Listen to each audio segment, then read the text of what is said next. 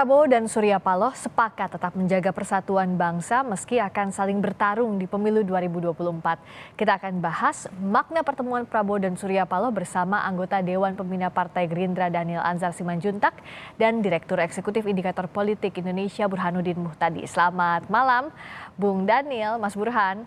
Selamat malam, Selamat Friska. malam. Assalamualaikum, Mas Waalaikumsalam Burhan. warahmatullahi wabarakatuh. Saya ke Bung Daniel dulu.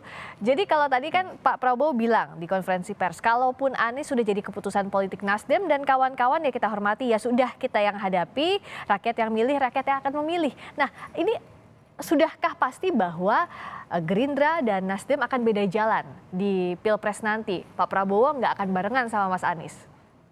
Mbak Friska, di politik tidak ada yang pasti. Yang pasti itu ketika sudah terjadi, kira-kira begitu. Yang jelas apa yang ditunjukkan oleh Pak Prabowo pada hari ini dengan mengundang Pak Surya Paloh ini adalah pembelajaran politik yang ingin disampaikan kepada publik bahwasannya kita ya ketika berkompetisi harus menjaga komitmen bersama untuk tetap menjunjung nilai-nilai dasar kita. Nilai-nilai dasar kita itu apa? Persatuan, NKRI, kemudian kita bisa berkompetisi dengan maksimal, tapi kemudian tidak mengorbankan persatuan kita, tidak mengorbankan eksistensi kita sebagai bangsa yang beragam. Itu yang paling penting di hari simbolisasi pesan yang ingin disampaikan oleh Pak Prabowo. Nah, yang kedua tentu pertemuan ini membuat kesepakatan bahwasannya kita nanti akan bersama-sama berkompetisi atau bersanding, gitu ya, bisa berkompetisi atau bersanding misalnya Nasdem misalnya nanti akan akhirnya mendukung Pak Prabowo dan berkoalisi bersama Gerindra dan PKB misalnya itu bisa saja terjadi gitu. Tapi kalau kemudian harus berkompetisi maka kita tetap harus mengedepankan persatuan. Artinya silaturahim tetap terjaga. Kalau dalam konsep Mas Burhan tuh ya semangat fastabikul khairat itu harus tetap dikedepankan. Kita berkompetisi, kita berlomba-lomba, bekerja dan memberikan yang terbaik untuk bangsa dan negara. Itu ya pesan yang paling penting di pertemuan Pak Prabowo dan Pak Surya pada hari ini. Soal pesan ini Mas Burhan, apa maknanya? Apa yang bisa kita cermati dari pertemuan Pak Prabowo dengan Pak Surya Paloh kali ini? Pertemuan ini penting untuk memberikan pelajaran kepada publik bahwa berkompetisi itu tidak harus disemangati oleh politik kebencian. Jadi kalau dalam istilah bahasa Inggris itu ada dua kata yang sering diterjemahkan secara salah, yaitu opponent dan enemy. Nah, opponent itu lawan. Lawan dalam pengertian kompetisi atau kontestasi atau pertandingan. Jadi selesai pertandingan, biasanya sesama pemain akan mengucapkan selamat secara sportif. Nah, kalau enemy itu semangatnya adalah kebencian. Jadi bukan dalam pengertian rival bertanding, tetapi musuh yang harus dibinasakan.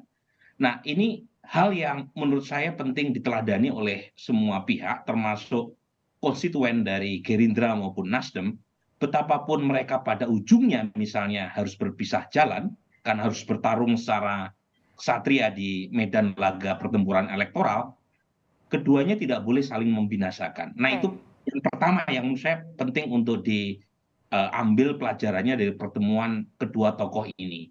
Tentu ada hal lain di luar dari sweet talk semacam ini ya. Misalnya pernyataan Pak Prabowo yang dikonfirmasi oleh Pak Surya Paloh bahwa pertemuan ini sekaligus menegaskan upaya untuk menunda pemilu itu patut untuk dilawan. Jadi menurut saya itu pesan yang sangat bagus, terutama ada segelintir elit yang masih bermain api dengan isu penundaan pemilu.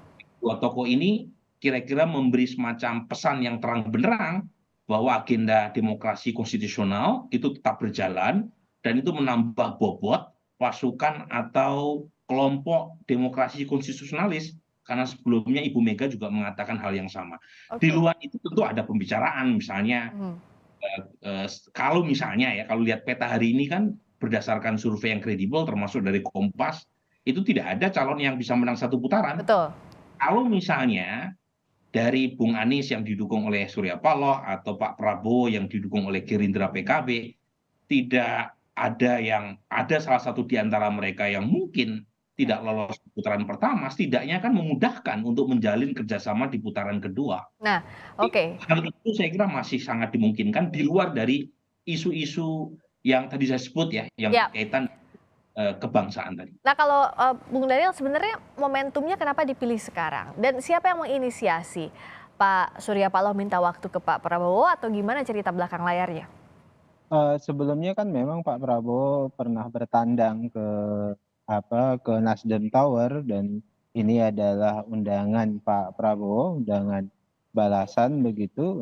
Tadinya Pak SP mengundang beliau makan siang, hari ini Pak Prabowo mengundang beliau makan siang di Hambalang untuk bicara masalah-masalah kebangsaan. Jadi ini inisiasi Pak Prabowo untuk membalas undangan Pak SP sebelumnya. Itu pertama. Kemudian yang kedua, tadi seperti disampaikan oleh Mas Burhan, itu penting sekali. Pak Prabowo kan sejak awal sikap politik beliau yang beliau tunjukkan adalah ingin mengubur benci politik. Jangan sampai kemudian kompetisi politik kita itu menjadi kompetisi kebencian, itu yang paling berbahaya karena kecenderungan seperti itu sudah muncul, dan Oke. itu sengaja dirawat oleh beberapa pihak untuk memastikan memenangkan pemilu atau kepentingan-kepentingan sempit lainnya. Ya. Pak Prabowo sangat concern pada kompetisi yang sengit. Beliau menghormati itu, tapi jangan sampai mengorbankan hal-hal yang fundament, yaitu Ya. tadi persatuan. Nah, itulah kenapa hari ini beliau mengundang Pak Surya, ibaratnya itu kalaupun kita harus berkompetisi, kita akan berkompetisi dengan sehat. Kalau kemudian siapa yang menang nanti dalam kompetisi itu, kita bisa saling menghormati dan terus menjaga persatuan Indonesia. Oke, menunya apa tadi, Bung Daniel? Nasi uduk ya, nasi uduk dan lain-lain. Oh, mantap. Makan nasi uduk ini apa ya kalau Mas Burhan lihatnya nih, ke arah mana? Misalnya bicara soal koalisi lah yang sampai sekarang kan belum ada yang firm, saya temenan sama siapa. Kalau Nasdem bilangnya sama PKS dan juga Demokrat, tapi belum ada deklarasi resmi. Nah, kalau Mas Burhan lihat sejauh ini kansnya kemana? Ya kalau di sisi Anies Baswedan itu sepertinya memang sudah mendapatkan dukungan dari 3 partai. Meskipun secara formal tentu selama janur kuning belum melengkung ya apapun bisa terjadi. Tapi setidaknya Nasdem, kemudian Demokrat dan PKS sudah memberikan statement ya. Statement yang kira-kira menunjukkan keseriusan untuk mengusung Anies Baswedan. Meskipun lagi-lagi formalitasnya harus menunggu di bulan September. Nah, untuk koalisi kebangkitan raya itu antara PKB dan Gerindra itu setidaknya sudah ada platform kerjasama antar partai, tetapi siapa capres cawapresnya kan masih menunggu Ya. keputusan Pak Prabowo dengan Muhaimin Iskandar. Sementara yang masih belum jelas adalah dari sisi Ganjar Pranowo, karena PD Perjuangan sampai sekarang juga belum mengeluarkan fatwa politiknya, terutama dari Ibu Mega. Jadi menurut saya sih apapun masih bisa terjadi, tetapi poin saya begini, ini kan ada 2 kubu ya. Ya. Satu kubu perubahan yang diwakili oleh Anies Baswedan, satu lagi adalah kubu keberlanjutan yang kira-kira menunggu kata putus dari PD Perjuangan. Oke. Bisa Ganjar, bisa Mbak Puan. Nah, Pak Prabowo ini tuh posisinya itu dari sisi 2 kubu ini itu justru berada di tengah. Oke.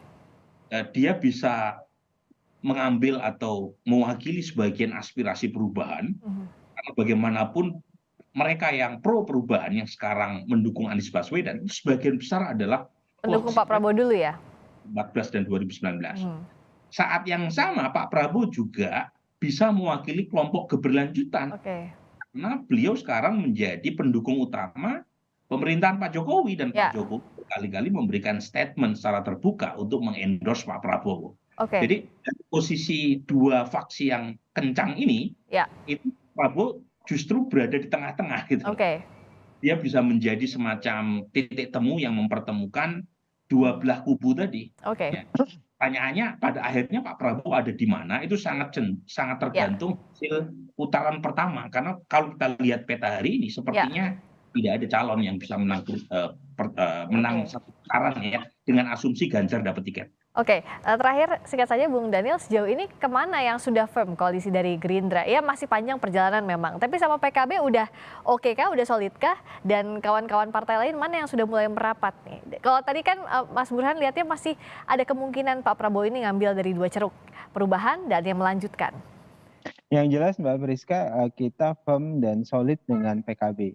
Jadi keputusan siapa wapres Pak Prabowo itu akan dibicarakan tentu dengan Caimin ya, dengan Gus Imin yang memang mendapat mandat dari PKB, dan beliau berdua lah yang akan bicara menentukan cawapres Pak Prabowo nanti siapa. Jadi yang jelas dengan PKB, dengan Caimin kita terus berjalan, bahkan menguatkan grassroots masing-masing partai, masing-masing koalisi supaya kemudian nanti siap bergerak dan siap berkompetisi. Nah yang kedua tentu sampai dengan detik ini baik itu Gerindra maupun PKB terus melakukan komunikasi dengan semua pihak, dengan semua tokoh, dengan semua partai politik. Artinya Pak Prabowo sangat terbuka bekerja sama dengan siapapun. Kita tidak pernah membuat portal dengan kelompok manapun selama itu punya komitmen yang sama untuk jaga persatuan Indonesia, karena sekarang komitmen Pak Prabowo itu adalah persatuan, untuk menjaga menjaga NKRI dan mengubur benci dan dendam. Itu yang paling penting yang ingin dilakukan Pak Prabowo pada hari ini. Kompetisi bisa sengit, tapi jangan sampai kemudian mengorbankan hal-hal yang fundament. Begitu Mbak Priska.